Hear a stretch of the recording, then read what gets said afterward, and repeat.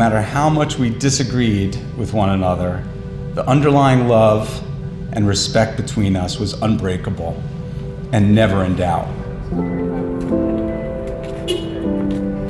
I admired her fierce independence and resilience, ideas and spirit.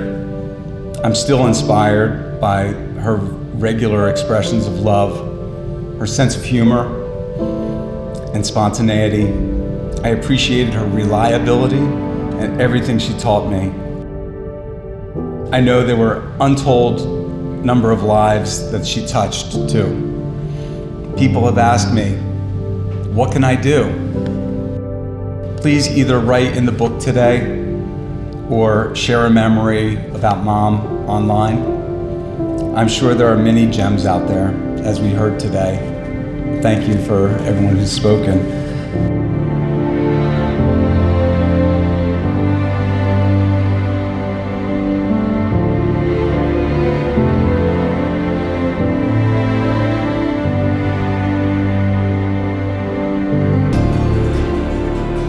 All of our lives were enriched by the time that she invested in making us feel so special with those simple gestures of her love and affection.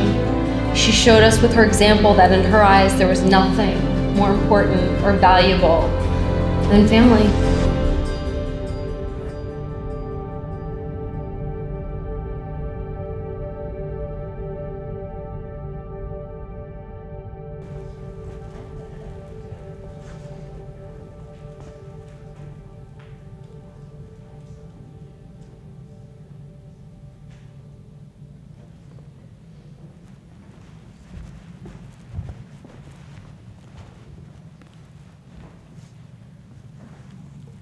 Good afternoon, ladies and gentlemen.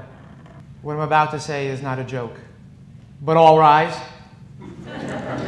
All right. And let's just begin with a moment of silent prayer and thought for Jackie and all those who've come and gone through these hallowed walls these many years.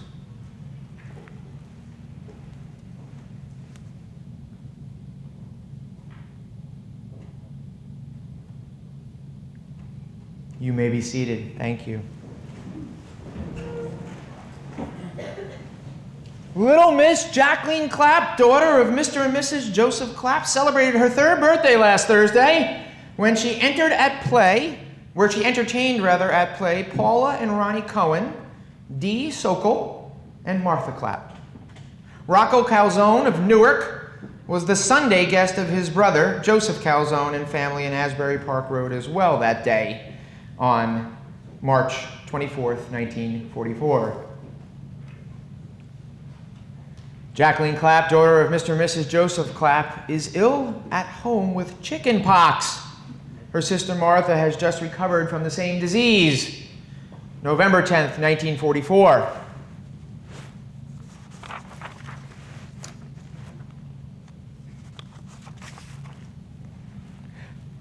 Jacqueline Patricia Klapp, daughter of Mr. and Mrs. Joseph Klapp, 1 Morris Street, celebrated her 8th birthday with a party at her home recently.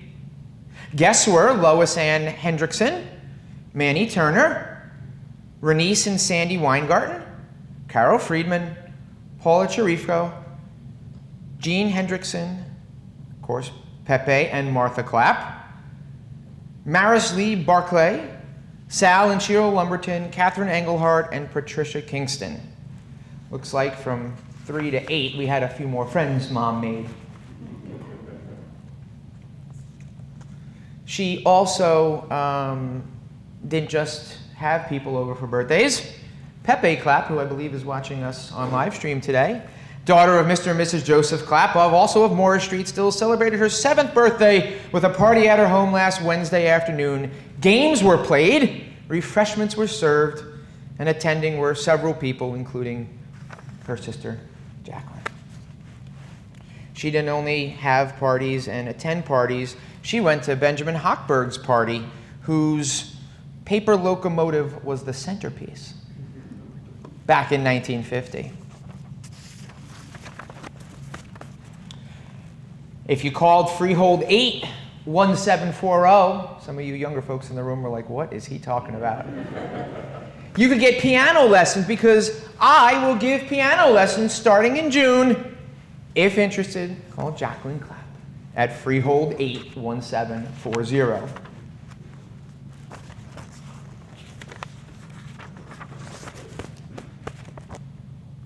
It's not all birthday parties and piano lessons.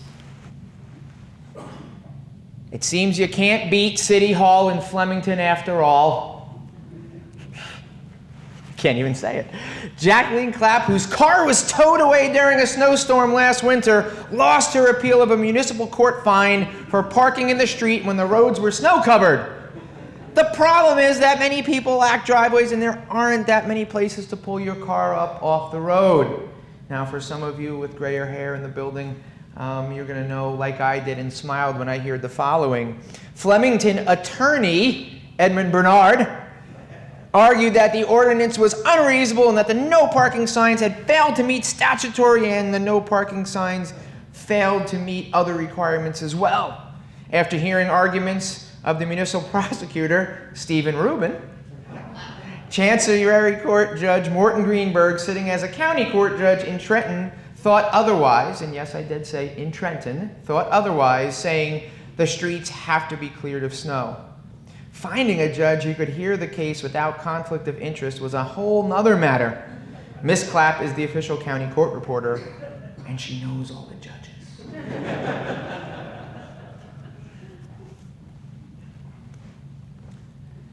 Time is too slow for those who wait, too swift for those who fear, too long for those who grieve, too short for those who rejoice. But for those who love, time is eternity.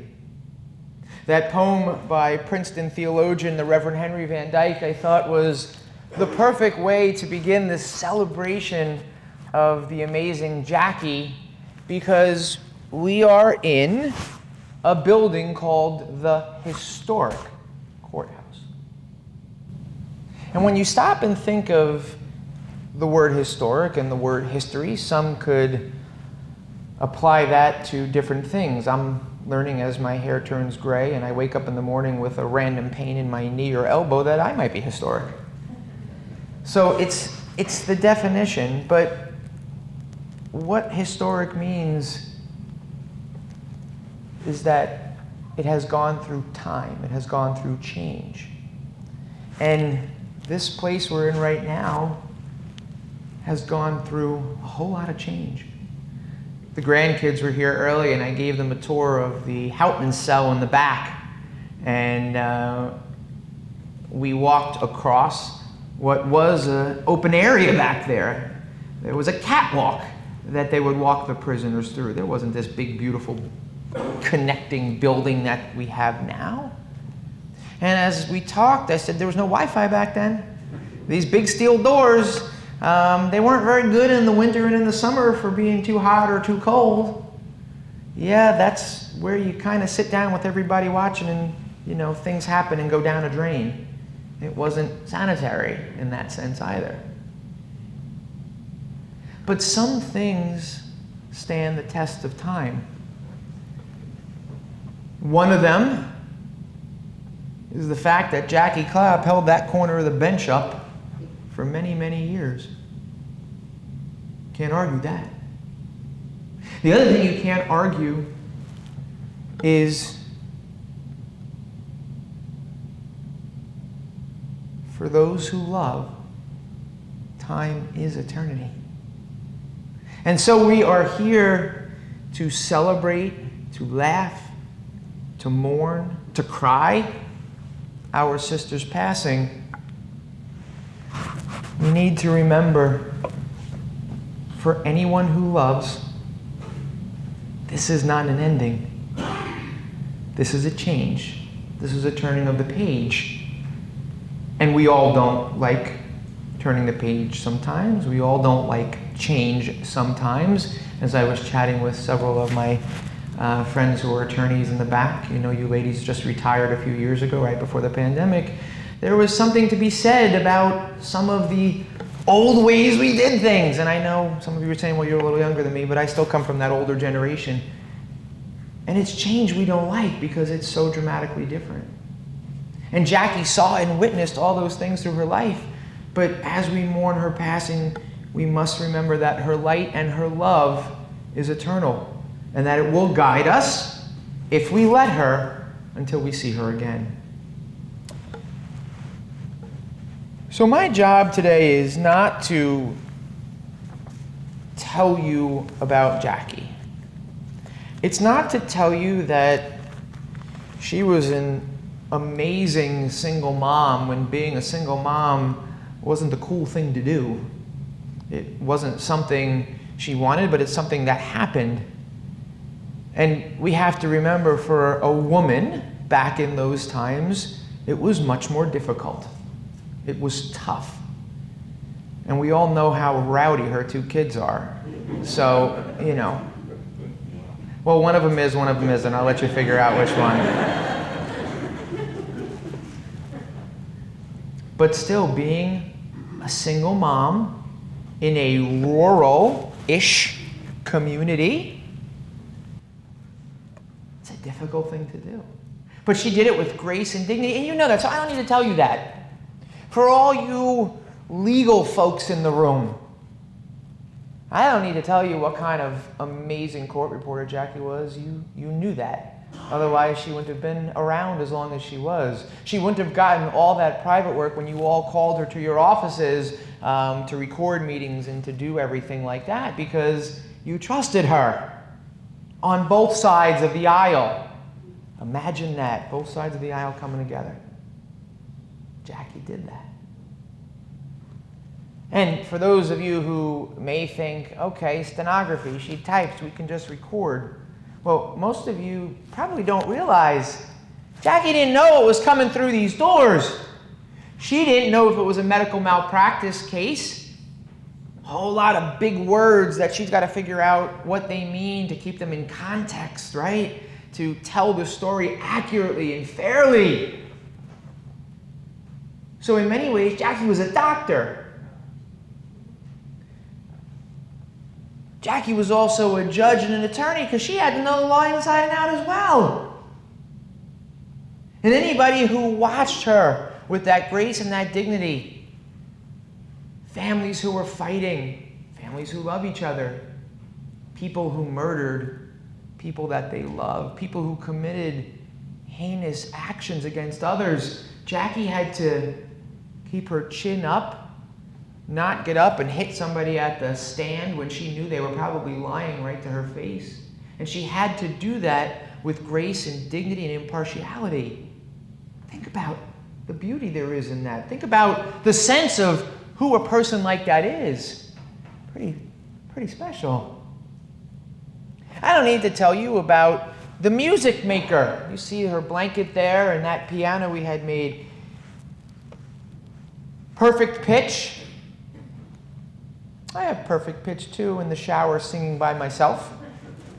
One of those professional shower singers, by myself, of course. But a woman who had perfect pitch, and I think her dad had it as well. Her dad had it. And one of the 2 kids has it, I think, but I'm not going to tell you which one. I'll let you figure that one out yourself. But Jackie let the music enter her soul and inspire her. She had a passion for that. But I'm not here to talk about that either, because you know that. So then, what on earth am I here to talk about? There's a poem entitled Love by Frida Feldman, and it simply goes, "Love has no season. It comes in the night of winter in the midday summer sun. It has no reason to be born, but I have never known it to be wasted. Seasons change, and so love's form."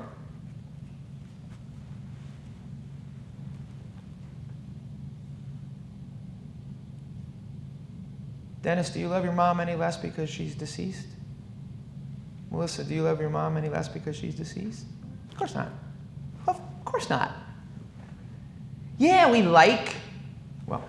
I like spring a little bit more than I like the winter because I have to plow the snow. But I still like the snow. This physical change is a change none of us like. Would we love to see Jackie recording us right now? Sure we would. But I guarantee you, if you look up at that corner, if you all look there right now, everybody look over there. Yeah, I want you all to close your eyes. You see Jackie now, don't you? Don't you see her? She's there wherever you want her to be, however you need her. The problem with the American way of death, and I can say this as I like to think an expert in this field after these many years, we push death away. We're so scared of it. We're afraid to see that those we love can and are very much with us if we choose to let them. But this is a choice we make. We have to choose to let Jackie's light illuminate each and every one of your paths. And they're going to be different for all of us. But we have to pause the noise in our lives, and that's all it is noise. We have to pause that and let Jackie come in. This is an active thing. It's not a passive thing. So as we go through today and you hear from some wonderful people who are going to share from their hearts, like history, one day somebody's going to be talking about us.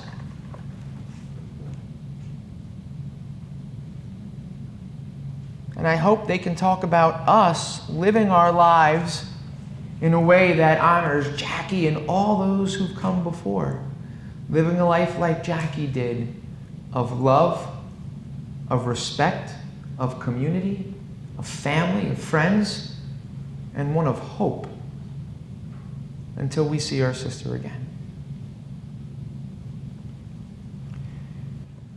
In a few moments, we are going to have several people come and share from their heart. And then at one point, I am going to open it up to anyone here who wishes to share from their heart. We will give you an opportunity. I do remind everyone that we would ask you to keep your remarks just to, if those who have prepared remarks, you're upset, but everybody else who's just coming up, just kind of keep a 1 to 2 minute time in your mind so we have enough time for everybody to come forward and share from their hearts. I would just ask that you stand where I'm standing. Please use the microphones because we are tied into a virtual broadcast, and I do want to welcome all of the family and friends. I know we have quite a few people who are signing on in spirit. I do apologize. This court is beautiful, but it's old and it's strong, and sometimes getting Wi-Fi signals can pop in and out. So if the broadcast drops, I promise you it will come back. Just hit the refresh button. And for everybody here, everything that you've seen today, all the remarks, they're all going to be put together in a beautiful permanent film that will be added to Jackie's permanent website. So where you went to get here today to see the obituary, in about a week or so, this film will be up there in perpetuity. So if you want to look back and see what somebody said because you were emotional, maybe weren't paying attention, or if you can't stay with us through the whole broadcast, or you have some of your colleagues who I know are just finding out and they want to come back and watch, they'll be able to do that in perpetuity. And also for those who were virtual with us, as well as for some of you who didn't get a chance to watch the beautiful pictures that show a lot of wonderful memories of Jackie's life, that will also be up on her webpage in perpetuity in a few days. So that being said, we are going to start with, I want to kind of call her what this gentleman's wife told me that he called her, which was his work wife. I'm going to ask Terry Wright, longtime reporter at the Hunterdon County Democrat, that's how most of you know him, to come forward, but he's also been a dear friend to the Klapp family, to come forward and share some of his remarks.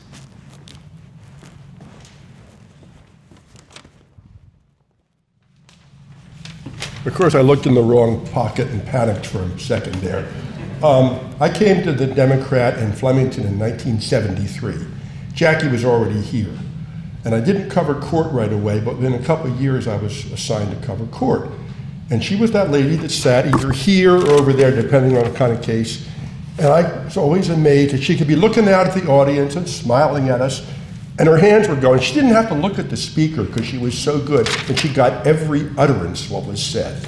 She didn't leave anything out. You know, she told me that sometimes politicians would come to her afterward and say, hey, you know, in the transcript of what was said at the meeting last night, just leave out that part about, or could you clean up my remarks a little? Doesn't sound good. She said, no, my job is to write down everything, good, bad, honest, dishonest, whatever.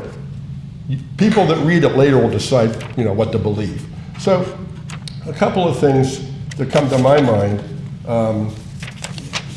To be brief, there's a lawyer, I don't think he's with us today, but he would always start off his remarks, to be brief, Your Honor, and then 20 minutes later he'd, you know, still be going on, so I will try to be brief. You already heard the story about the parking ticket for the snow parking. I'm sure that Ed Bernard did not charge her to handle that case. He enjoyed the battle with City Hall. And Jackie really liked Ed, probably one of the favorite attorneys she's told me about. He fought for people even if they were guilty, like in her case. And you know, so court was in the daytime, she'd be here all day, and lo and behold, I went to cover Raritan Township, I think Board of Adjustment, and she's there. So she worked day and night, and we were covering meetings, you know, about 10 o'clock, we'd be getting tired. I'd go home, you know, like, well, I'll check in tomorrow. She was there until the very end. And, you know, she had to record the whole thing. Sometimes afterwards, she'd call me and say, hey, Terry, you missed something good last night at the end of the meeting. Make sure you call the clerk or the mayor or whoever and find out. Or she'd say, oh, you weren't even there last night, but at Clinton Township last night, there was a really interesting case that you ought to know about. And you know, she didn't tell me any secrets, but she told me where to look, who to ask. She started calling me every week on Tuesday mornings about 10:30 with news tips. That's back when the printed newspaper, The Democrat, came out Thursday, Wednesday night, and so Tuesday we were really busy getting the news finished up. And she'd be giving me hot tips on stuff that I didn't know about. I really appreciated it. Well, those calls continued even after I was retired from the newspaper 11 years ago. Every Tuesday I would start looking at the clock around 10 o'clock, wait for the phone to ring. If she was busy or I was busy, we would call back. That reminded me, I have a home phone number similar to Donna Ferran, who was the court clerk in Flemington, Raritan Township. Once Jackie dialed up me, but got Donna by mistake. Donna says, hello, you know, oh, I got the wrong number. Donna says, Jackie, is that you? This is Donna, why are you calling me? So ever since, periodically, Jackie would call my house, leave a message, oh, I'm trying to reach Donna Ferran. Isn't this her? That's kind of one of those dopey jokes that people go back and forth forever and ever. When the kids were little, she would get called out at night sometimes to take statements at a police station or the Flemington State Police Barracks. And she had to have a babysitter. One time she couldn't get a sitter. The troopers called. They had a very important case. I'm not sure if it was a murder case. I can't remember. But they said, we'll send a trooper to watch your kids so you can come down here and take this important statement. This is before videotape, by the way. So she goes down there. The trooper somehow lost track of the kids. Now, I can't remember. I don't know who it was. I don't know if it was Dennis or Melissa or both. Someone either escaped from the house or hid. So the trooper, of course, in a panic, calls the barracks. Well, within minutes, every trooper around was searching the Flemington neighborhood. And, you know, whatever, it had a happy ending, clearly. That tale we called The Runaway. Then there was the hypnotist. In 1973, there was a murder case in West Amwell Township. A young fella murdered a woman. He claimed he was under the influence of LSD at the time. Ed Bernard was his attorney. And during the trial, they decided they wanted to bring in a hypnotist, a doctor, to get him, because he wanted to, eventually he decided he wanted to confess, but he had to tell the judge what happened. So Jackie and the defense attorney and the prosecutor, the judge, a couple of detectives, a doctor or two, psychiatrists, go in over there to the chambers, and they're in there for hours while the jury is locked up in their room waiting. And this doctor hypnotizes the suspect And I don't know, I never heard the real outcome, but Jackie did tell me when they got what they, the kid, it was over, the man was still in a trance, and for a while, the doctor could not get him to snap out of the trance. Well, there's panic back there, and finally, it came out. They all came out. Ed Bernard was smiling, the defense doctor was smiling, the prosecutor looked kind of glum, so whatever happened was apparently for the defense. News carrier, Jackie Klapp went from law office to law office, picking up transcripts, dropping off tapes, whatever. And of course she'd pick up the news from the secretaries and the clerks, and they know everything. And she would call me with tips like what lawyer was fooling around, or who was having an affair, what law firm partners couldn't stand each other, who was leaving a firm and why. And then once she called me, a local agency was hiring. In government and private business, do people hire people not because of their qualifications, but who they know? So there was an opening in an agency, and some friend or neighbor or relative of the agency boss needed a job. He was so sure he was going to get the job, he came in to measure for the curtains that he was going to have put up. Well, guess what? He didn't get the job after all. Jackie told me with glee, it was someone she didn't like, and she didn't like the way the system worked. So that was fun. Other fun, besides working here, Jackie worked for several summers at Spruce Run Reservoir, selling hot dogs and soda, Italian ice, whatever. And she would tell me how, she got one of those little trailers you could hook behind her car. First she'd drive down to Edison to get Italian ice at the Italian ice factory. She'd get dry ice to pack it in. She'd drive it to Newark, and she said, this is one of the better hot dog manufacturers. But she said the grease was all over that place, the walls, the floor. She'd get her hot dogs, and she'd go slip sliding, you can imagine her, slip sliding out to the car. And then she'd go to the reservoir and sell, and she had customers that really liked it, and they would come back. She'd know when they came back next week or next month, oh yeah, you always get 3 hot dogs and this and that. So they had a lot of fun. And the kids learned to wind sail and a few other things while they weren't busy helping customers. Jackie, like many of us, tried to put together furniture from IKEA or wherever. And you get all these bags of the parts, the nuts and the bolts and the screws. She told me that she once did that, and she figured to save time, she'd open up all the bags and pour them in one big bowl. Then she read the directions. You know what they said? From bag A, take out those 2 half-inch screws and attach them. Well, she took her forever to put that table together. After that, I understand her son-in-law, Matt, has been in the furniture business, and he was the volunteer who put together everything that needed to be assembled, right? Jackie did a lot of depositions for lawyers after she stopped working in the courts, and unfortunately a lot of divorce cases. And she told me she really was annoyed by the amount of effort and money and time people put into fights in divorce cases about who gets the dog, who gets the cat, who gets the knickknacks. That really bothered her, but she just took it all down and made the transcript and went on about it. One more thing, this is the best story she ever told me. Maybe you've heard it. I heard it several different times, several different versions. But, a story is a story, whether it even changes a little. She was called down to South Jersey, or at least Burlington County, to do a deposition to a place she'd never been before. She got lost when she got to that town. This is before cell phones, before GPS. So she stopped and found a payphone. You know what a payphone is? You put a nickel, a dime, a quarter in, make a call. She called the law office and got directions. And as she pulled the receiver away, there was something sticky. A prior user of that phone had apparently been a construction worker working in asphalt or roofing tar or something. And all this tar stuff was now in her hair. So she goes back to the car, gets a tissue. Well, you know what happened. All of a sudden, there's bits of tissue all over her head, and she can't get it out. So she goes to the law office, she dashes in, and she gets to the reception. Says, I got to find a beauty shop. Where is it? I got out. Without even explaining. They say, oh, right down the street. Get out. So she goes in this place and tells the beautician what's the problem.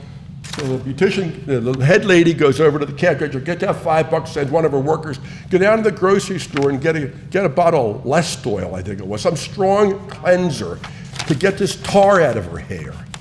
So they do that, it's success. They charge her like $50 or something, some outrageous sum way back 40 years ago, right? And she goes back to the law office and everything goes on smoothly.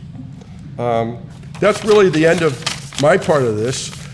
We just had lots of memories, all these tales, and there's lots more. She said, I'm going to put this in my book. Well, she's got 2 or 3 books worth of stuff, and I know the children have heard many of them. Thank you.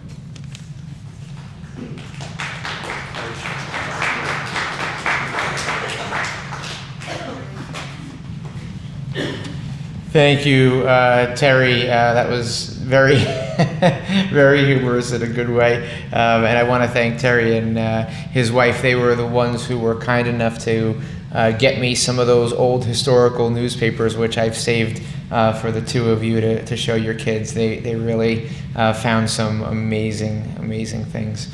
If you ever want to go to Ancestor.com and type your name in the newspaper search, be careful what may come up. So another, I'm so happy she was able to fly up to be with us as her father graced this bench for many years. But Megan Patel Nicoletti. I'm not going to make you cry, I promise. No, you gave away my surprise. Oh! All right.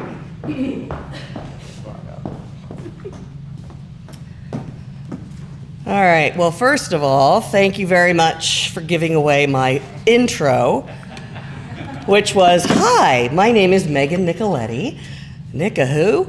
Well, you might know me as Megan Beatell Nicoletti, as in Tom Beatell, who spent a lot of time sitting on that bench. Jackie was Dad's best court reporter ever, bar none. You all have experienced her. If you hadn't, you wouldn't be here.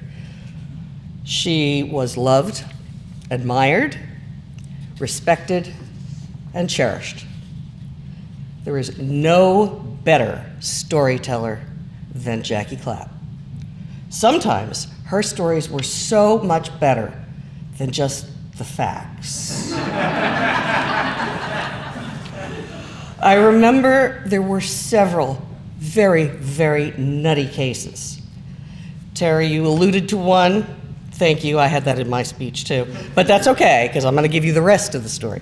One of them was absolutely hilarious. 2 dimwits decided they were going to rob the Hunterdon County National Bank in Stockton. Their getaway vehicles? Bicycles. They were caught within like 10 minutes. They did not get very far. And Jackie nicknamed them the gang that couldn't shoot straight because there was a book at the time called The Gang That Couldn't Shoot Straight. Billy Schertz and Danny Walker were both here during that episode. I don't know where they are, but if you're here and I don't recognize you, I'm sorry. I haven't seen you in 25 years. Okay, crazy, unprecedented. The defendant on LSD, yes, he showed up at the police barracks, blood all over his hands, his clothes, had no idea what he had done. So what do you do with somebody that doesn't know what they've done, but it's pretty obvious the guy's done something pretty horrible. So how it transpired that it ended up over there in Dad's chambers with Jackie, the sergeant at arms, whose name was Otto. He was very, very, very fussy about things. The prosecuting attorney, the defense attorney, the defendant, the doctor, and Jackie.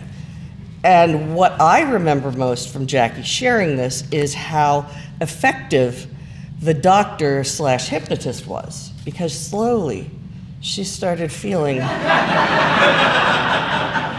And she said she had to take a couple of times and just, but it was pretty wild and it was unprecedented. There were a lot of unprecedented things that happened in this courthouse when Dad was here, but I digress. Any of you attorneys who have been on either side, who might have experienced some of Jackie's expressions, or nobody was better at an eye roll than Jackie. I mean, she spoke volumes. She'd look at you and go,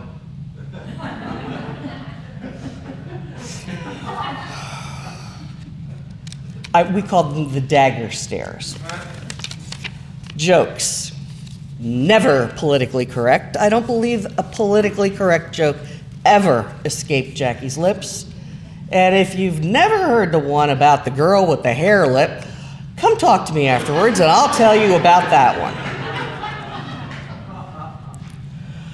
She did tell me about a job that she did. I was terrified that you were going to do this one too, Terry.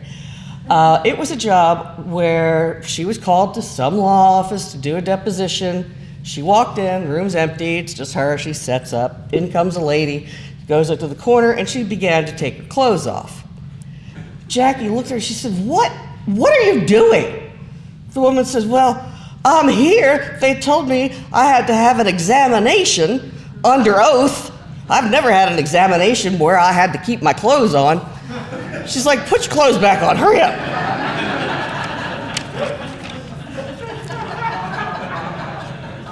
Stories like that are rampant with Jackie. She was actually also a very close personal friend. And I remember my dad and I would go down to Jack Dwyer's house in Seagirt. Jack Dwyer was an administrative law judge, a little quirky, but that's Jack.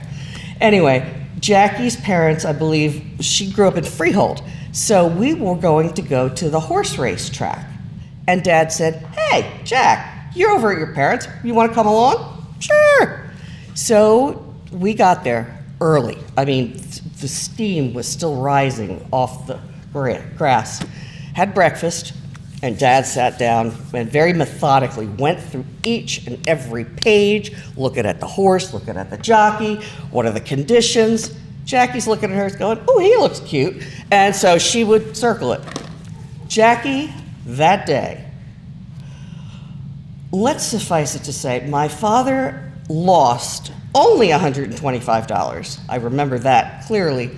Jackie came home with a stack of money this big. Dad was furious.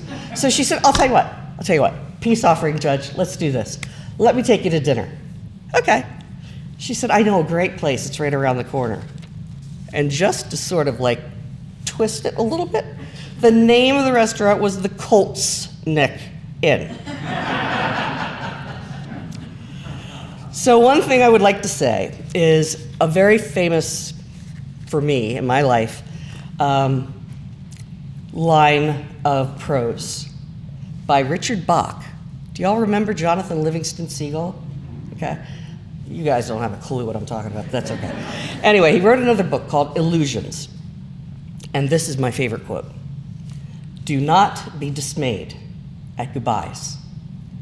A goodbye is necessary before we can meet again. And meeting again, between, if it's moments or lifetimes, is certain for those who are friends. I have one last thing. Hopefully this works. All right. It is said that, where did it go? Oh, don't do that to me. Hold on. I think I got it. Okay. It's said that every time an angel gets their wings, you hear a bell. And so, yeah. Jackie just got her wings. Thanks, guys.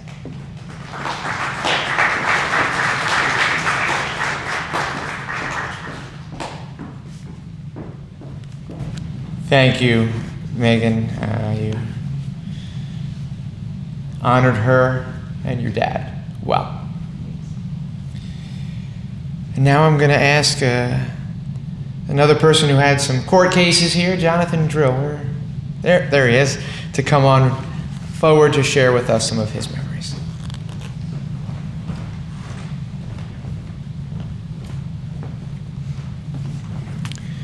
Jackie Klapp was a household name in my family because I used to talk to her about her a lot. I'm John Drill. I had the pleasure of working with Jackie for 37 years, starting with the Raritan Township Board of Adjustment in 1987 after I was appointed as their new attorney. I was 29 years old. I had 2 years of experience representing developers at that time. I had 0 experience representing any boards. And Jackie took me under her wing. And basically, she didn't give me a legal training, she gave me a practical training on how to be a Board of Adjustment attorney. Jackie was 46 years old at that time, and she'd been the board stenographer in Raritan since 1972. So she had 17 years of experience. And sometimes over the years, including up until even last year, if I was rendering legal advice to the board, I'd look over at Jackie and she's either going like this or like this. Now, fortunately, most of the time she was going like this, but a few times when she went like this, I'd have to then go after the meeting, have a little consult with her to see if I'm right or if she's right. Now, within a year of me starting, by 1988, we became very good friends. That's why I'm a little bit more emotional than I thought I would be. We started a tradition of going out to dinner once a month before one of the Board of Adjustment meetings. And our dinners ended this past year when she got sick, and we had a little hiatus during the COVID crisis. And in 2018, our frequency of meetings went up because the Clinton Township Planning Board and the Board of Adjustment that I also represented was looking for a new court reporter.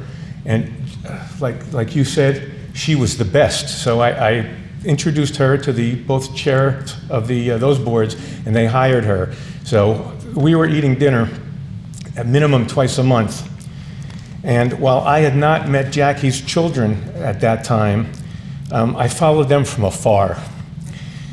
Through our dinners, we started with paper pictures, remember them? And I saw the kids growing up. Then we switched over to iPhones and digital pictures. I saw all you grandchildren when you were born, as you were growing up. Jackie would tell me everything about the entire family. I would share about my family. My son Ben is sitting out there today next to me. Jackie made a connection with 2 of my 4 kids. My number 3, Ben, she even got him onto a stenography machine, gave him a quick lesson before one of the meetings started, and Ben still has the little stenography paper at his house. My youngest son, Josh, who made Aliyah to Israel, he's in Israel right now, or he'd be here too. He's coming back over, but he also has, these 2 guys followed me to meetings, and when following to a meeting, either in Clinton or Raritan, meant also the Jackie experience, and it was an experience. Well, working with Jackie made my job as a board attorney very, very easy because she would ensure that we had a great record. And again, if you've never been at a deposition or at a board hearing with Jackie, if you were a witness and you were speaking too fast, or if you weren't speaking loud enough, she would go like this. She'd look up, she'd say, "Talk louder," or "Slow down." And she actually helped keep control over the proceeding. I actually would bring Jackie into some of my other boards if there was a controversial application on. And if I felt that if the board granted the approval, the objectors were going to appeal, or if the board denied the approval, the applicant was going to appeal, I would bring Jackie in because most of my other boards were on recordings, tape. They send it out to some service. Nowadays, they even have ChatGPT. They take the recording, they send it to ChatGPT, it comes back as gobbledygook. And if you have, Jackie was there, she'd learn the names of all the board members, and these would be long, this would be a hearing that would go on for 8 sessions.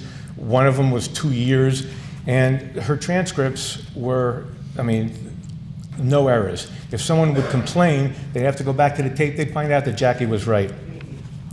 Now, as you've heard, all my stories are gone, so we're just going to skip the stories. She was the consummate storyteller and the consummate joke teller, and some of the jokes I just can't say in the room out of respect for the people sitting in the front row there, the younger ones. But justice was very important to Jackie, and I do have a story that no one has touched upon. A few years back, I don't know if Melissa and Dennis, I don't even know if you were aware of this, but the new neighbor who bought the house next to her, and he moves in and like within a couple of days tells Jackie that he wants part of her lot. He wants her to subdivide and give part of her lot to them because his house is 3 feet from her property line. So Jackie tells him, you know, that's not going to happen. So the neighbor made the big mistake. He puts up a fence right along his property line.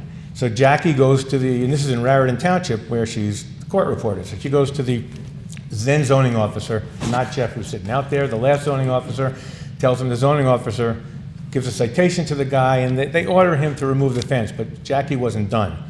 Jackie then gets George Diltz, who unfortunately couldn't be here. He's retired, he's in Florida. And I called up George and said, listen, I told him the situation, said, just do me a favor. He said, don't even ask, I will represent her for nothing. We had to bring in a conflict court reporter to take, and she applied for variances to put her fence on her side of the line. And if you drive by the house today and you see that nice fence that's 3 feet from the neighbor's property, that's because Jackie got justice. I and the board she worked for are going to miss her very much. The Clinton Township Planning Board had a moment of silence during its reorganizational meeting last week. The Raritan Township Board of Adjustment and a number of its members are here today, are going to set aside a portion of their reorg meeting coming up this week, and board members are going to be invited to make comments about Jackie and their experience with her. Again, and she'd been the board stenographer in Raritan Township since 1972. Okay? In 2022, we adopted a resolution acknowledging her 50th year of service.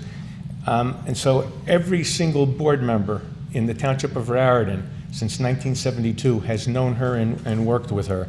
The Clinton Township Board of Adjustment is going to be doing something in honor of Jackie at their reorganizational meeting at the end of the month. And again, I'm going to miss Jackie very much. I thank her for taking me under her wing when I was a young pup and helping me in my career as a board attorney.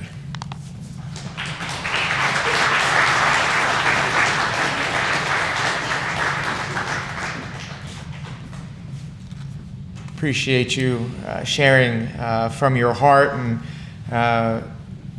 just as a side note, I did want to extend a very sincere thanks to the County of Hunterdon for allowing us to use this space today. As you can imagine, this is sacred space and it's reserved for just such. And it was zero question when I made the phone call. It was, what can we do, right? Instead of saying, it was, no, well, what can we do, what can we do, what can we do? So we thank the county commissioners for allowing us and the Historic Commission to use this space today. And to your note about what the councils and committees were doing at the Hunterdon County reorganizational meeting the other night, they actually did have a moment of silence for Jackie as well when the whole county reorganized. So that will be on tape for you guys when you want to go back to take a look at it in a couple weeks. But it was very, very nice of them to do that. And again, we thank them for their hospitality to my team today. I want to give a chance, as I mentioned before we hear from some family members, to give anyone else a chance to share from their heart. If they've been so inspired, I would ask you just to come up here. Speak slowly and clearly, otherwise you're going to get the side eye. But just introduce yourself, let everybody know who you are, and speak from the heart, and feel free to come forward.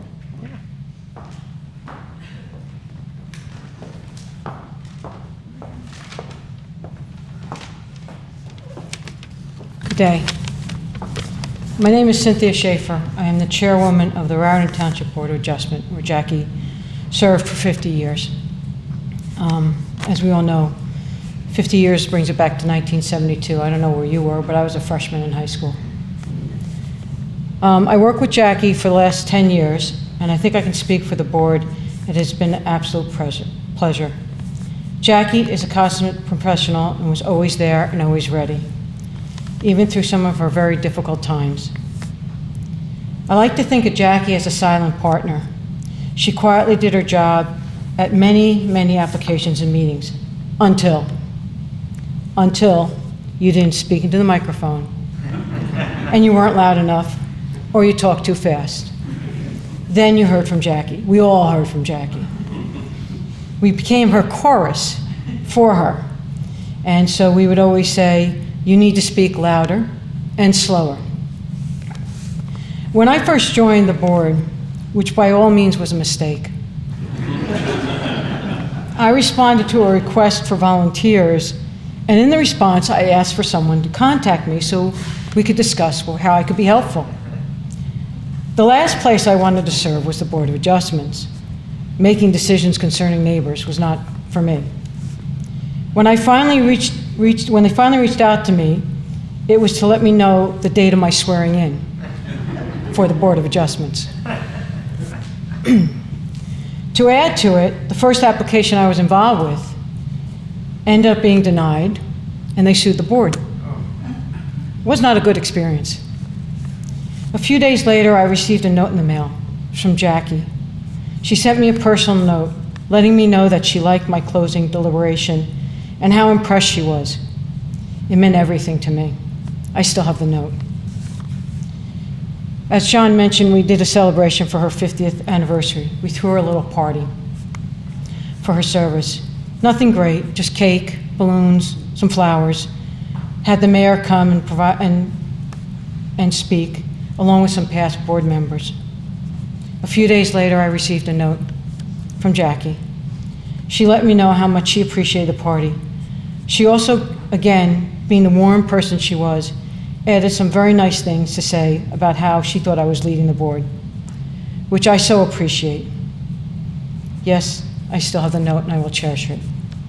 I am so glad we were able to celebrate her 50th anniversary to allow the board members to show how much we appreciate it and how much she meant to us. We'll miss her.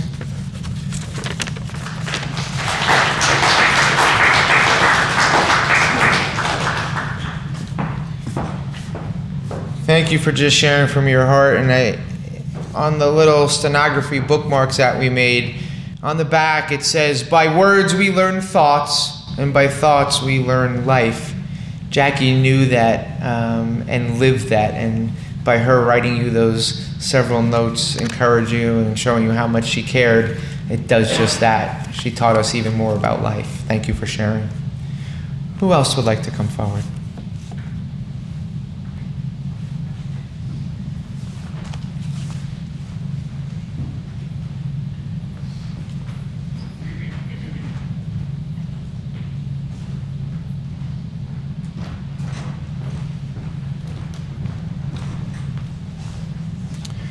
Hi, I'm Steve Gruenberg. I'm an attorney in Flemington, and I clerked for Judge Bernard when he was a judge and not just a lawyer, and Jackie was the court reporter there. And I started working for Gebhardt and Kiefer doing insurance defense work, and that was doing lots and lots of depositions. And you would have to ask those standard questions, and Jackie kind of kept an eye on me because she had that relationship with Judge Bernard. And one of the stories that she used to tell that was going to go in her book was a deposition that I took of a lady who was in a car accident. And you had to ask her the question. She was a rather large lady. And you had to ask her the question, is there anything that you did before the accident that you claim you can no longer do as a result of the accident?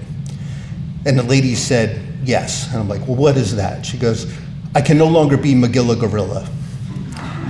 And I was like shocked, what do you mean? She goes, well, I used to dress up in a gorilla suit and carry balloons and bananas, and all the kids would jump on my back, and I can't do that because I'm injured. And I lost it. I started laughing. And I'm trying to be professional because I'm like 28, 29, and Jackie's like looking at me like, don't lose it, don't lose it. So then I had to ask the next question, okay, is there anything else that you did before the accident that you claim you can no longer do as a result of the accident? She goes, yes, there is. I'm like, "What is that?" She goes, "I can't be Pinky the elephant." I lost it and Jackie lost it at that point. We had to take a break and come back. When I was going through a really difficult time in my life, Jackie noticed, and I had lost a lot of weight, and she used to come to my office and bring me chili. And I think she did a little bit too good a job getting me fattened back up. But one night I was at the Union Hotel, and I met this really beautiful woman. And we started talking, and it turned out that she had gone through something really traumatic in her life. And we both knew Jackie. And we were talking about it, and it was really nice to meet her. And I go out in the car, and I call Jackie up. I'm like, what's with this Joy person? She says, "Oh, she's really wonderful. You gotta meet her." And I'm like, "Well, I don't know if I'm ready to meet anybody, but I'm just kind of interested." And don't say anything to Joy. Well, she immediately calls Joy up. She says, "Steve Gruenberg asked about you." Joy and I've been married for many, many years. And it's because of Jackie. We both have a really soft spot in our heart for Jackie and love her, and we're gonna miss her.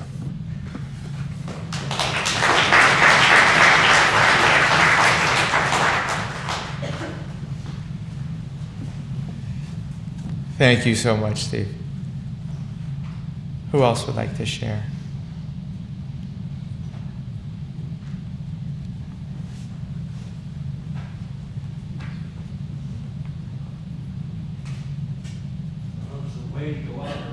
You can come up this way.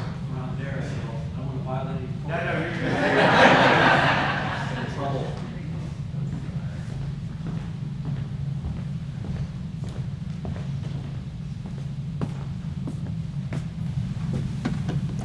So, yeah, I'm going to cry. My name's Alec Walton. And I hardly knew Jackie. But she dropped her son off as my roommate freshman year. And we started talking. She asked where I was from. I said, "Oh, I'm from Germany. I live there." You know, my name, Alec Walton, you know, that's not exactly a German name, but we'd moved overseas. And, you know, she knew that I couldn't necessarily go home that easily for any of the breaks because I was on scholarship. You know, Dennis was a big man on campus. He had a car. I don't know if any of you know that car, but he was my roommate, and we were from New Jersey. I was going to a boarding school in New Jersey. You know, that was my connection to New Jersey, besides my dad was from New Jersey, and he'd met my mom, who's Swiss. Anyway, so I told her the story, and, you know, so we started talking, and she was really nice to me, and she, you know, took me out with Dennis for a meal, and she just kind of just took me in. And then Dennis and I, we had a third roommate. He was also from New Jersey. We did the New Jersey thing. We got rid of him. We did not like him. He played poker until 3 o'clock in the morning. And Dennis and I, we were there to study and, you know, get good grades and do what our parents told us to do. So, you know, I'd see her every once in a while. Christmas came around, and I went home for Christmas. Spring break, I couldn't go home because it was a shorter break. And she took me to Disney along with Dennis and Missy. And we drove down, and I'd never been to Disney. And, you know, she hardly knew me, but she just made me part of her family. And on the way down, we were talking about Missy wanted a new pet dog. You might not remember, but I remember because I took your mom's side, because I figured out how things worked. She was driving, I was her guest. Missy might not remember, but she didn't talk to me much the rest of the trip. And I just wanted to share that memory, and she was always nice to me, and really was a great introduction, and that was a great break for me. And, you know, I've heard all the stories today, and that's the kind of person she was. So thanks for your time, and thanks for letting me share. Appreciate it.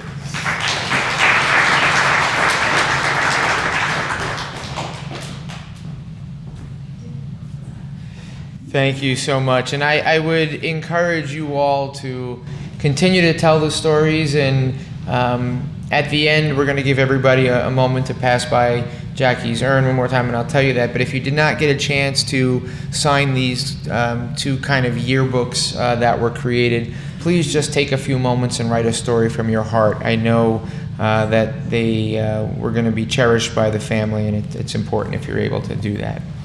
All right, I'm going to ask her grandson, Christian. Where is he? There he is. Come on up. So we're going to do a little something different with him, because anybody who knows anybody who's a grandparent, grandkids get to do what?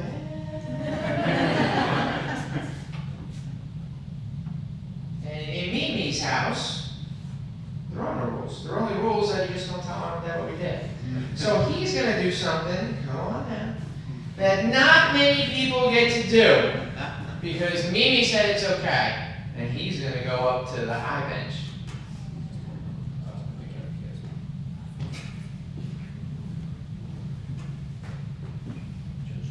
Can't see on this, right?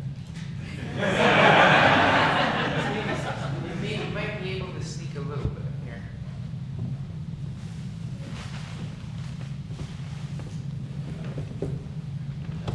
There you go. Just kidding. You can sneak in there. Oh, is there a way to lower that? Nope, you got it. Oh, my knees are like right at it. There you go. Oh. All There you right. go. Oh, Jesus. Oh. I feel like it's going to fall You won't back. fall. Okay. So I'm Christian Bakos, Jacqueline's grandson. My cousins, they call her Mimi, but I think when I was younger I couldn't say M because I'm Hungarian, so English is not my first language, so I called her Nini instead of Mimi. But I don't really have any too special stories about her, but before I go into talking about her, I just remember I was thinking, I didn't write any of this down because I thought it'd be more meaningful, kind of just making it up in my head. But I remember, I don't know how many years ago it was, I'm 19, so it was probably 10, 11 years ago. Because we're from Watchung. Oh, jeez. All right. So we're from Watchung, and the town over to us is Warren, and they have a park, and it's way bigger than Watchung's. Well, it was bigger than Watchung's park, and I broke my arm in second grade from the park in Watchung, so I didn't really feel comfortable going to that anymore. So, Nini and I, we went to Warren, and she basically, we were playing around, and there's just one kid who was bigger than me because I was never, the biggest kid ever. I'm tall, but I'm not the beefiest kid. But back then I wasn't that tall, and I was really skinny. So this kid in the, I don't know what you call it. It's like the tube. I think it's called a tube. But this one kid and his friend or brother, they were basically kind of boxed me in there. And I remember this one kid, I don't know if he scratched me, punched me, or kicked me, I don't know, but he did something of that. I don't think my parents know this. But yeah, because Nini and I had a lot of things we kept from them, but basically, she didn't want to hurt them, so apparently she knew some police officers in Warren, so she called them, and I think 2 or 3 came down, and they grabbed the kids from the tube, and they basically sat them down and talked to them, and I was crying because I was really young, and this is when she was, actually no, I think I was younger then because it was when she was able to pick me up still, so I remember her picking me up and bringing me to her car. She took me to the diner, and Nini, she always liked to spoil us. So, So she took me to Toys R Us when that was a thing still, and I got a bunch of different things, and all I remember is seeing the 2 boys that were making fun of me cry, and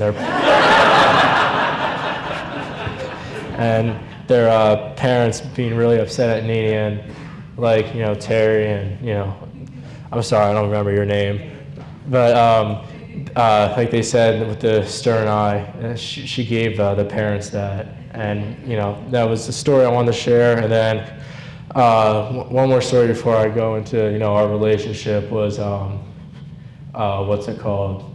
I remember my parents, I think they were out or whatever for like the weekend, so Nene stayed at our house, and I think Maya was doing something else. She's my sister. There's a show I used to watch when I was a kid. It was called Martha Speaks with this yellow lab, and what's it called? You know, Nene, she loved to play pretend with me. Actually, I think she liked to play it more than I did, but basically, I remember her acting like a dog, which was really weird to me. Well, now that I think about it, it's really weird, but I used to have this little car, and I remember we used to, I don't really remember all of it, but I just remember, you know, me and her used to play all those little games like that, and I feel like that built our relationship from younger, because when I first came to this country, I was 2.5, I think, and I barely spoke English. I didn't really know my parents that well, and she was one of the first people I met, and just from that, you know, we had a special kind of relationship. I remember, this is me just speaking from my head now. I remember it was like a year and a half ago, when I first got my car, however long it was. I remember the first time I brought her in the car with me, she was hanging on the side because she was nervous about me driving, because I wasn't that good of a driver when I first started. Actually, I should have failed my test, but the lady was really nice, so she didn't fail me. But I remember she was really worried, and you know, I feel like I kind of, as I got older with her, I felt like I kind of took that, you know, like thing on, like whenever she wanted to drive, even if it's just, you know, drop something off at the post office and she didn't want me to come, I always told her, you know, I can take you. Or, you know, with Sherlock, her dog, the tiny white dog that's next to our dog, Ava. Oh my God, she used to yell at him a lot because, you know, he's deaf. So I remember telling her, you know, whenever I had free time from school and all that, if he needed to go to the vet because he had a lot of problems, like her last year of life. So I told her, you know, if he wanted me to come and take him to the vet and all that, I'll be fine with that. And she, you know, she was very stubborn, so she didn't accept that help from me. But anyway, going on, so I learned a lot from her, you know. I know, like, you know, the good and wrong, like what not to do, and she taught me that. And sometimes I'll tell the stories of, I have my friend's parents, Mr. and Mrs. Mealy. When I went over to their house once, this is, Andrew and I used to get in trouble a lot, but there's two stories. One of them was our friend David broke his toe or something on the trampoline, and we decided to go. It was when I was in 8th grade. I came back from a basketball game and I went over to their house, and we decided to go doorbell ditching because, you know, that's a thing everyone used to do. And then hours later, we come home in police cars to their house, and we get the guy who was in charge of their unit, and that he basically, you know, talked to us saying we shouldn't do that anymore. And, you know, I thought it was an over-exaggeration having to call the police, and we still did it until like 10th grade. So, and then there's this one time where Andrew and I, it wasn't even the first day of summers. We literally just got off of school, and I was in 9th grade. There was a summer going to 10th grade, and I don't even like talking about this story, but we bike rode to Walmart and I'm not going to blame, me or Andrew, but I'm going to keep that to myself. But, we got caught shoplifting. And I remember when I was ungrounded, I think in the middle of summer, I told my grandma about that. And I kid you not, she smacked me in the face. and she actually had one of her friends who's a police officer come and talk to me. I don't think my parents know about that either. But he I told him I've already been in a back of a police car, so he didn't have to, take me in there. But she from that day on, she really taught me the ways of, how the court system works and what you can and can't do. I mean, I still, I'm older, so I'm more cautious, but I still do, the occasional, exploring somewhere where it's private property and we're not allowed to go there. But anyway, that's,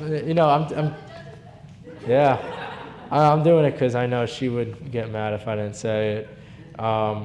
But, wrapping it up anyway, the man who I am today is,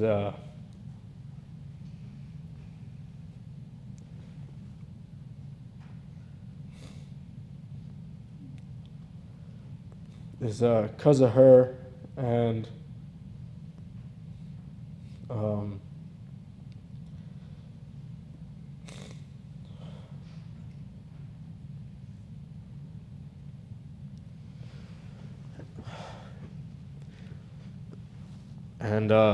anything I do,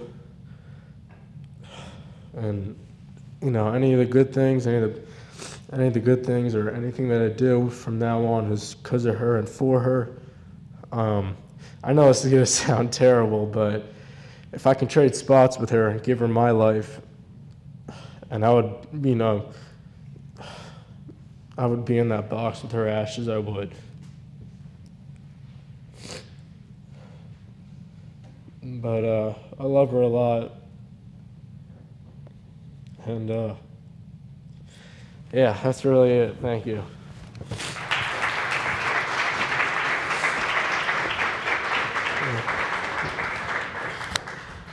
Good job, bud.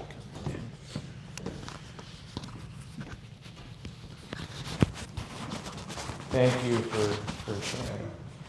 Where's Griffin? Yeah, there he is. Did you want to go up too, or did you want the regular mic? I'll just go. Okay.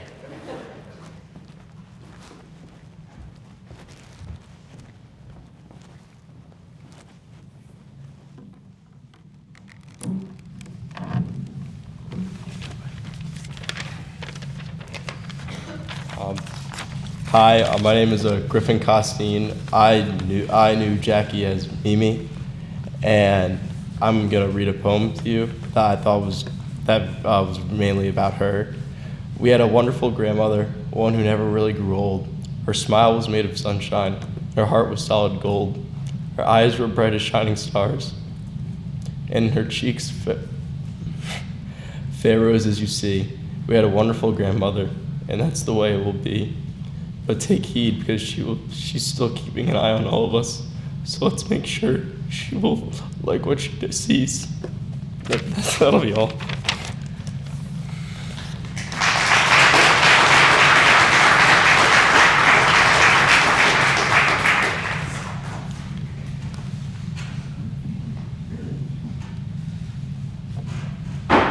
You will definitely continue to see your grandmother every day, and just keep letting her light shine through for you.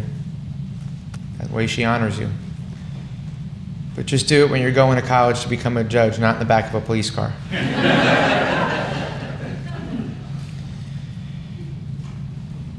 So, some moms have one favorite kid. Jackie had two. We're going to hear from her favorite daughter first.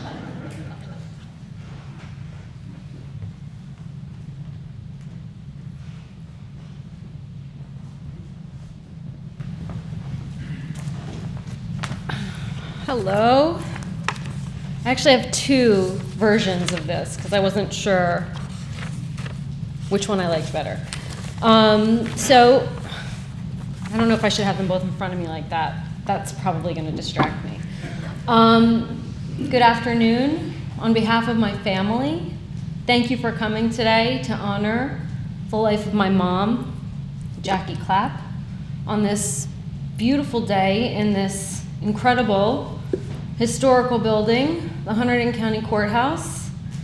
I'm looking around and all I can think about is how lucky my brother and I were. We are here today because this was my mom's workplace. When we were growing up, Dennis and I would literally walk here after school and we would hang out until she was finished with court. We spent a lot of time here. Over the past week, I have struggled to figure out what to say today, and I've searched high and low for words that would not come easily to me. So like everyone else, I went immediately to the internet and tried to find a quote or a poem written by someone else because I thought that maybe that would help, and it didn't. I spent the entirety of this past week confused and honestly disappointed in myself because the person who meant everything to me and who I want to honor the most, I felt like I couldn't do it. My thoughts were crazy, like dancing around, and I couldn't concentrate. How do you summarize in 5 minutes a lifetime of memories? And then I started to think about my mom and what she would tell me to do. Always and forever, the voice inside my head, she would say, "It's okay.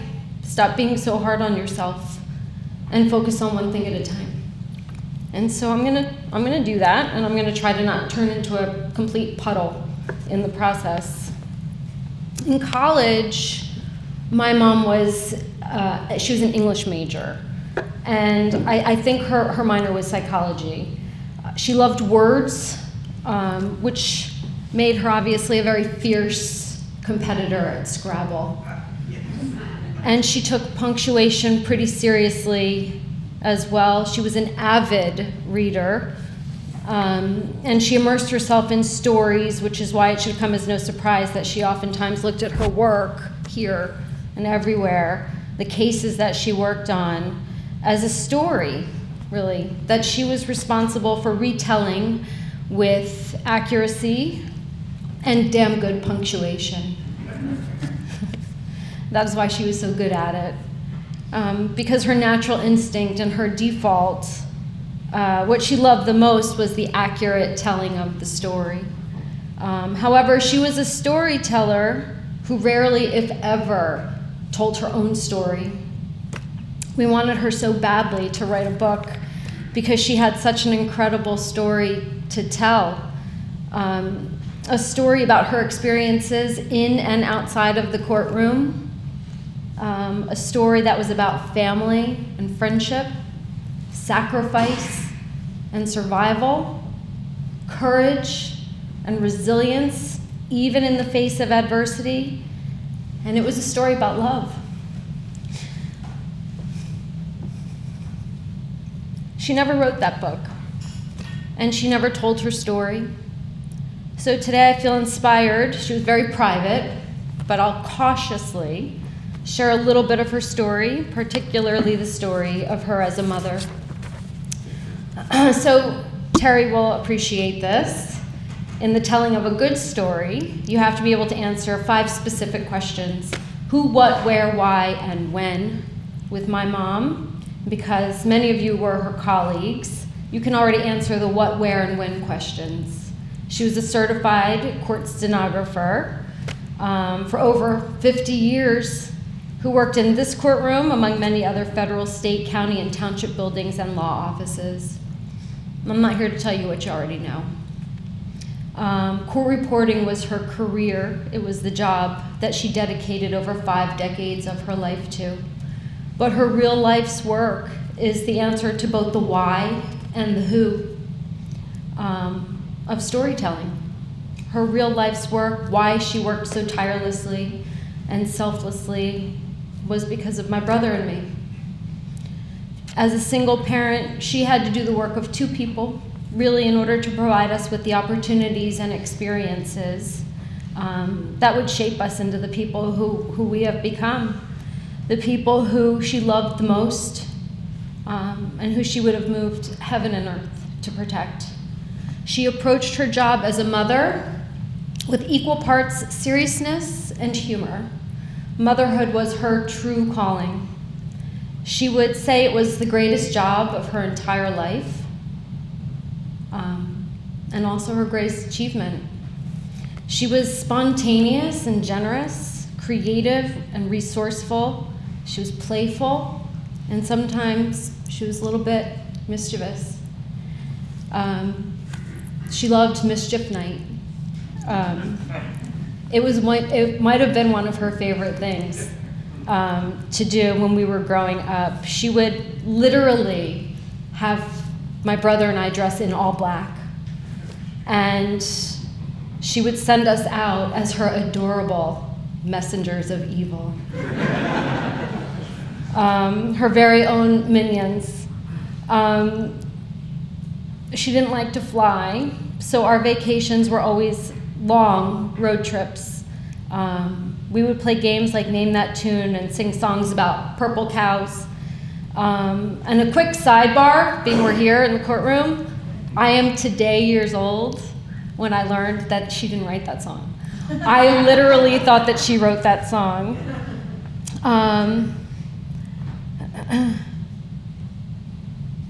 So in the car, she would just drive.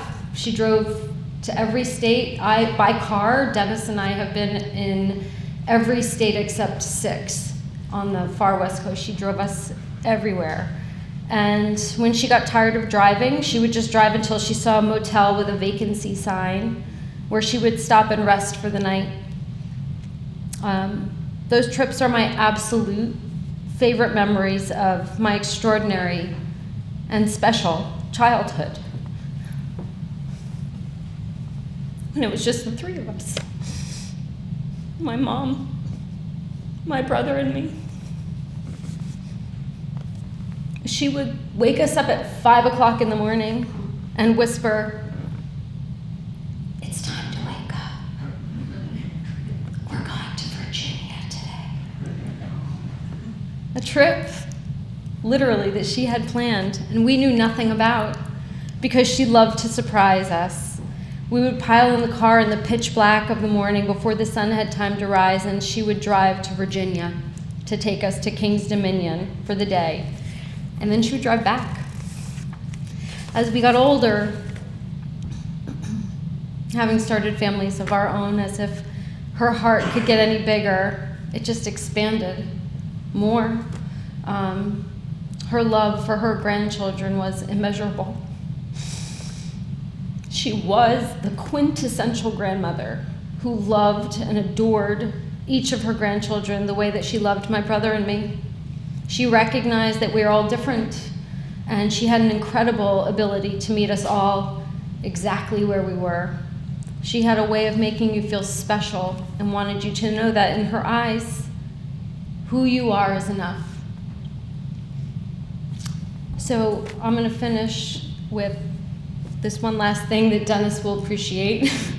She had this thing that she did when she wanted to surprise us, and she did it with the kids too. She would say, "Close your eyes and put out your hands." And that's what she would say to us when she had gotten us a surprise or a treat of some kind. And it never mattered what the surprise was. It could have been a bracelet, it could have been a Matchbox car, or a piece of bazooka gum. It was a simple gesture of affection that had one objective, and it was to make us feel special and to let us know that we were always on her mind. All of our lives were enriched by the time that she invested in making us feel so special with those simple gestures of her love and affection. She showed us with her example that in her eyes there was nothing more important or valuable than family. And then I'm just gonna read one last thing. Saw this Helen Keller poem and I loved it. What we once enjoyed and deeply loved, we can never lose, for all that we love deeply becomes a part of us. And I will sure miss my mom. Thank you.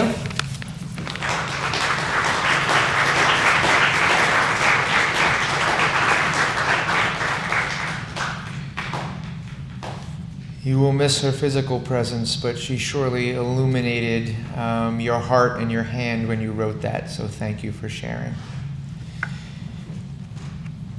I'm going to ask her favorite son to come forward and share with us some of his thoughts. Dennis?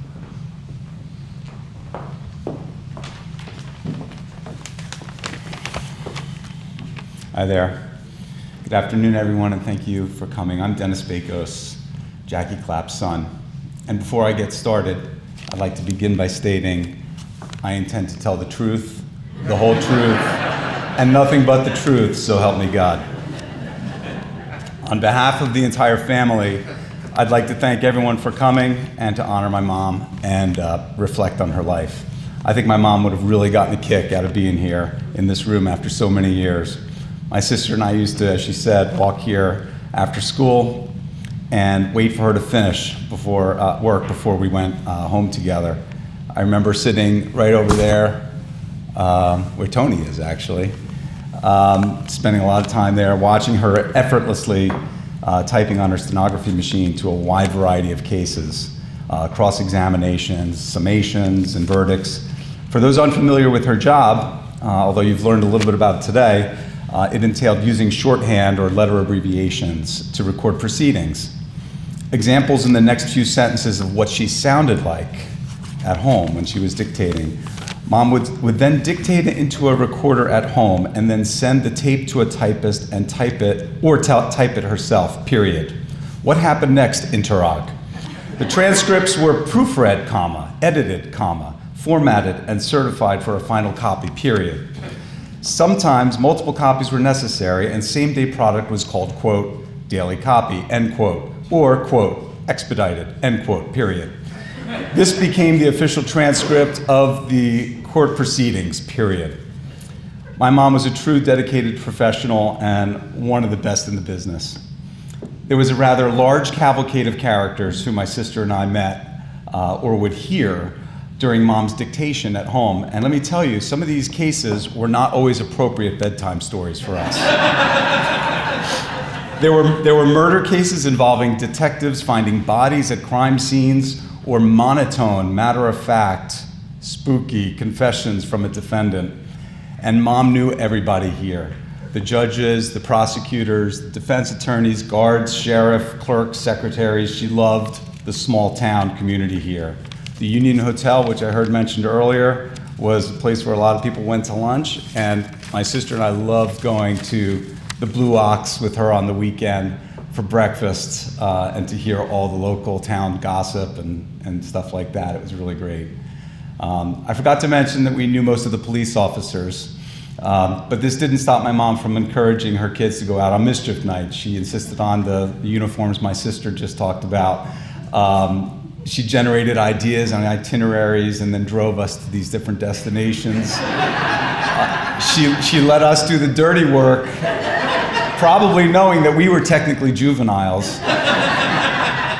On the other side of the coin, I remember when I was 5, I stole a Snickers bar from Majors or Channel Lumber, I forget, and she saw an off-duty cop nearby and immediately turned me in. I recognized this cop because Mom would always call him Smiley, of course because he never smiled. Anyway, Smiley gave me a firm talking to and forced me to return the Snickers bar with him watching the entire time. Law and order prevailed, and any future thievery ideas were squelched, or extinguished, or stifled. Yes, my mother was also a master of words. Words were important in our family. The choice of words, the expression and intonation of words, the context of words all mattered.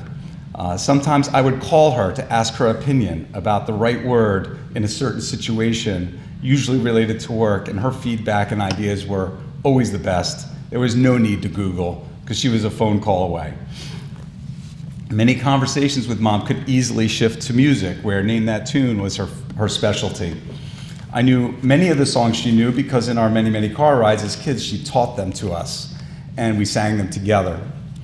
So I would often challenge her. She was great at this game. Even on her last day on Earth, she named Green Years by Eddie Fisher in 3 notes. And I noticed a common thread this week when I was going through some of the songs that I knew she loved. In Fly Me to the Moon by Frank Sinatra, he said, "Fill my heart with song and let me sing forevermore." Mary Alonzo sang With a Song in My Heart, and Tony Bennett sang, "Because of You, There's a Song in My Heart." I believe my mom lived her life with a song in her heart, and those who knew her could tell. Mom was generous. Exhibit A, exhibit stickers are over here. She used to always have exhibits. Exhibit A, when my friend Doug's family moved to Michigan and he wanted to stay to graduate high school with his friends, she offered to host him in our house. Exhibit B, when numerous children were interviewed in the judges' chambers right over there, when their parents were going through a divorce or a custody battle, she would comfort them. Exhibit C, when a son of an old friend of hers was trying to recover from drugs and had a hard time getting on his feet, she offered him odd jobs around her house. She loved doing things for other people. And some of my personal favorites, of course, were in the food category. Shrimp cocktail, Hungarian goulash, stuffed cabbage, deviled eggs, lasagna. Mom was also a lifelong dog lover. I heard that when she was young, maybe my aunt can confirm this, that she frequently tried to take in stray dogs. And she loved funny or creative names for the dogs. She had Dolce and Gabbana, she had Punch the boxer, Samson and Delilah, Rex because he wrecks the house, the four kittens, Eeny, Meeny, Miny, Mo. Meanwhile, back at the ranch, this is the expression she always used, our family. She loved her kids and adored her grandkids. She raised my sister and I alone. She was both mom and dad, good cop and bad cop. She gave us as much as she could and probably more than most. Oh, and the car rides and the family vacations. Mom was afraid of flying because of an emergency landing she had in Europe in the late 60s, I guess. She didn't really talk about it. She never flew again and just really refused to talk about anything about it. And yet that didn't stop her from telling this joke. Ladies and gentlemen, this is your captain speaking. We are experiencing some mechanical difficulties and we will be forced to make an emergency landing. Water landing, sorry. For those of you who can swim, please move to the right side of the plane. For those of you who can't swim, please move to the left side of the plane. When we hit the water, those on the right side of the plane, please kick out the windows and swim away from the plane. For those of you on the left side of the plane, thank you for flying Lufthansa. Oh, that's nothing. She usually had off in August. And on our return trip from Disney World, somewhere around North Carolina, Melissa and I were in the way back of the station wagon and noticed some clothes flying in the air and hitting cars behind us. Apparently, the suitcase Mom secured on the roof rack opened. A policeman eventually pulled her over and said, "Ma'am, I was unaware that the weather report was 100% chance of flying brassiers." We had so much fun with Mom, and as we got older, she would pull up memories of exact quotes and stories in her mental files. She inspired me to want to also keep track of my kids' sayings, so I began writing stories down, and I would share them with her. One of my kids asked me, "Who was president when Nene was a kid? Abraham Lincoln?" Or when one of my kids had a bad dream about some wild dog getting loose and Nene saved them with her hugging powers. She loved the news stories just as much as the old ones, and she spoiled her grandkids from day one and was enthusiastically there for every milestone. Mom and I disagreed on many things too, but one of the things I loved about her was that no matter how much we disagreed with one another, the underlying love and respect between us was unbreakable and never in doubt. I admired her fierce independence and resilience, ideas and spirit. I'm still inspired by her regular expressions of love, her sense of humor and spontaneity. I appreciated her reliability and everything she taught me. I know there were untold number of lives that she touched too. People have asked me these past couple weeks, what can I do? And I admit I didn't know how to answer that question, but now I have an answer.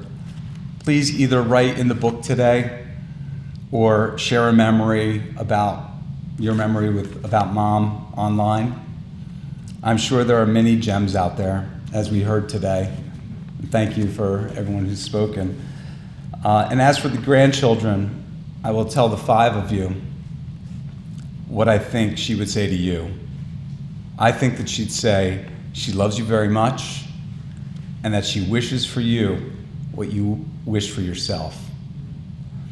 Mom, I love you, I miss you, and thank you for being the song in all of our hearts.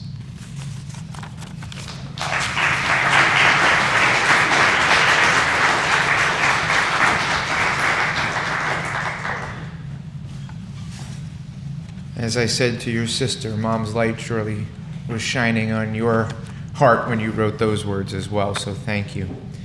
There are kind of two things I wanted to end with, and I must confess I struggled to try to figure out what would be appropriate for Jackie. And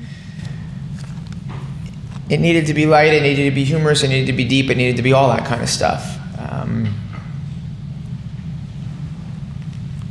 And it needed to reference music in some ways too, because that was such a vital part of who she was. I want to go for a moment though to a tougher place. The last 2 months came out of left field. They hurt.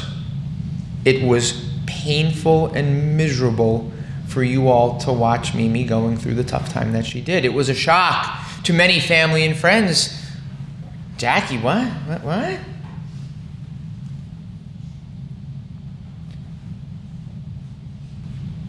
You will forget that, I hope, if you let yourself. But Jackie was teaching us through that time as well. And there is a poem that I read sometimes when it's appropriate, and I thought it was appropriate here. And it's actually from the movie Act of Valor. They actually stole it from the Indian chief Tecumseh when he was talking to his troops. And I hope you find some meaning in this, because I truly think Jackie's change, not her end, but her change, she taught us this. And so this is the Indian chief Tecumseh speaking to his troops. So live your life that the fear of death can never enter your heart. Trouble no one about their religion.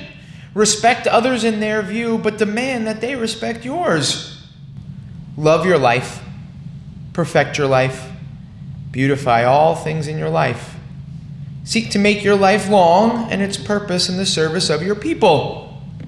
Prepare a noble death song for the day when you go over the great divide.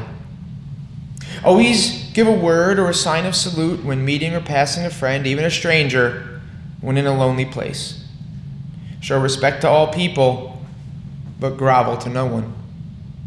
When you arise in the morning, give thanks for the food and for the joy of living. If you see no reason for giving thanks, the fault lies only in yourself.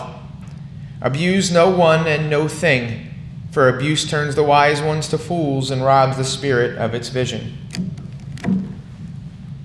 When it comes your time to die, be not like those whose hearts are filled with the fear of death, so that when their time comes, they weep and pray for a little more time to live their lives over again in a different way. Sing your death song like a hero going home. With perfect pitch, Jackie Klapp wrote and played her death song like that true hero that she was and will continue to be in all of our hearts always. This blanket here is something that my family and I give to all those who are entrusted into our care. It's just something that I started a decade ago, and I just do. And at the bottom, I don't have many cookie cutter things. Most of you know me better than that. But there is one thing that I put on every blanket. And when you leave our funeral home, there's a big sign before you get on Route 31. And it says this quote by Walt Whitman. And some people who don't know me might think, well, that's crazy at a funeral home. Why would they have that? But those of you who know me, I think, understand why. And it says, happiness not in another place but this place, not for another hour but this hour. Jackie knew that. Jackie preached that. That's who Jackie was and Jackie is. So as we close our eyes one more time to remember her, let us remember to live each day. Not just wake up, but to live. So now I want you all to close your eyes and remember, I can see you. So you have to do it. I want you to picture the youngest version of Jackie you know. For some of you, that goes back a long time. Now I want you to picture Jackie a little bit older. I want you to see her smile. I want you to see her side eye. And I want you to hear her laughing. I want you to picture the oldest version of Jackie you know. I want you to still hear that laughter. I want you to feel her giving you a hug. And I want you to hear her whispering these words in your ear, which are taken from Khalil Gibran's headstone. I am alive like you, and I am standing beside you. All you have to do is close your eyes and look around, and you will see me in front of you. Again, ladies and gentlemen, on behalf of Jackie's daughter, her son, and their families, her sister, all of her family, a heartfelt thank you for the genuine love and care with which you've treated them and Jackie these many years. Again, they wanted me to thank you from their hearts and know that all of the words, the actions have not fallen on deaf ears, and they appreciate everything you've done, and they know that will continue long after this day has ended. So please continue to email and text them and post stories on our website about Jackie. Even if it's 5 years from now and a Jackieism comes into your brain, go online, write it out. Text Dennis, text Missy, just tell them, keep her name the household word. It always was and will continue to be until we see her again.